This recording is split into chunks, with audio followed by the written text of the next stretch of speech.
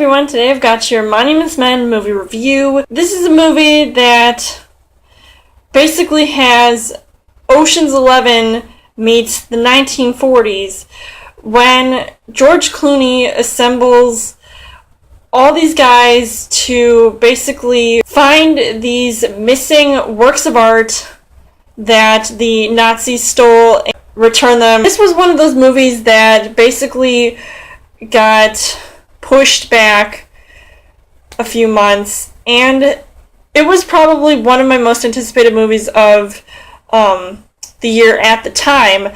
But then, I guess, after seeing this movie, I wasn't too thrilled about it, and I really was looking forward to it. I thought I was going to be more excited than I was.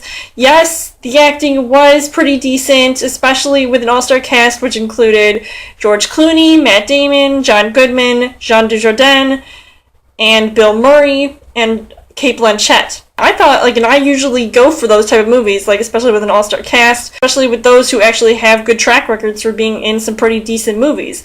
And this movie, it had a pretty interesting plot, and I don't know how much of it is historically accurate, but the way it was presented on film, I don't think it was executed properly, especially when they were trying to take a serious situation and sort of turn it into a comedy, which is why I suspected that they included some lighthearted moments with Bill Murray and John Goodman, who I found to be probably the two most hilarious guys on screen. Yes, they were pretty funny. It did sort of bring, a lighter tone to the film, and it was good then, but I felt like it was forgettable at times, and I just don't think that the movie was, it wasn't as good as, everybody was making it out to be, and I wasn't expecting it to be great. I wasn't expecting it to be Oscar worthy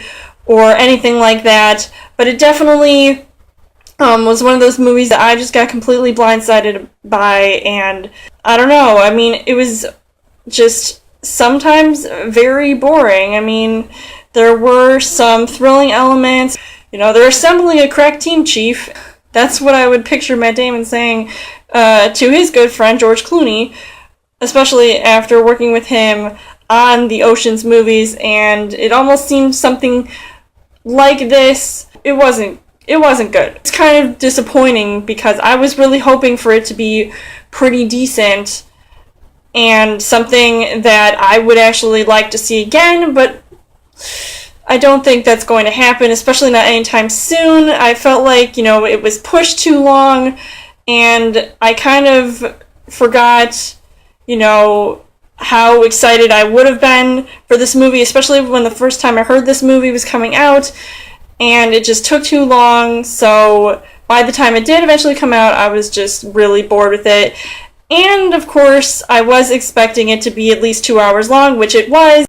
I didn't like that aspect because, it was very slow, and I thought that it was going to be fast-paced. Some parts were, some parts weren't, but I was just, it was almost like a snooze fest. I won't say that I'm bashing this movie.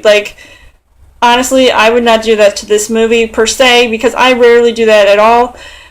But as far as recommending the movie goes, I would say, yeah, if you're a fan of these guys, go see this movie, but just be warned that you're probably not in for, a good ride. I would say it was worth the watch just because I had to see it.